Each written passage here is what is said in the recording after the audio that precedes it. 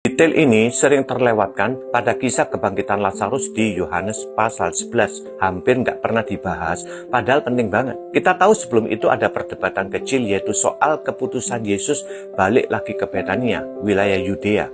Di ayat 7, Yesus berkata, "Mari kita kembali lagi ke Yudea." Murid-muridnya panik karena mereka ingat betul orang Yahudi baru saja coba bunuh Yesus. Secara refleks, para murid ngomong gini, "Rabi, masa mau balik lagi kita ke sana?" Wajar banget ya, namanya juga manusia, instingnya pasti mau hindari bahaya. Tapi yang mereka lupa, yang nyuruh ke Betania itu bukan sembarang orang, tapi Tuhan sendiri. Jadi masalahnya bukan soal aman atau nggak aman, tapi soal siapa yang kita ikuti. Yesus jawab dengan kalimat tegas soal 12 jam dalam sehari. Siapa jalan dalam terang nggak akan tersandung. Simpelnya gini, lebih baik ikut Tuhan masuk ke zona bahaya daripada duduk nyaman di zona aman tapi tanpa Tuhan. Yesus gak pernah janji perjalanan iman kita itu selalu mulus. Dia malah biarin murid-muridnya bingung, takut, bahkan frustasi, sampai akhirnya Thomas bilang gini, "Ayo kita ikut biar mati bareng sama dia." Kedengarannya nekat, tapi disitulah iman dibentuk, bukan di kursi empuk tapi di jalan penuh resiko.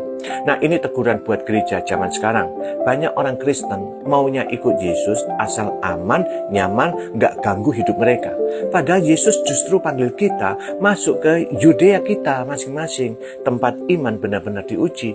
Jujur aja, iman yang selalu main aman itu iman yang mandul. Yesus gak butuh pengikut yang sibuk hitung resiko, tapi murid yang berani melangkah dalam terang meski mengikut Yesus itu penuh resiko. Jadi pilihannya jelas, mau jadi murid yang ngejar rasa aman atau murid yang nekat ikut Kristus. Karena lebih baik mati bareng Kristus di Yudea daripada hidup santai tanpa Kristus di Galilea. Soalnya ikut Kristus itu berjalan dalam komitmen, baik dalam senang maupun dalam bahaya.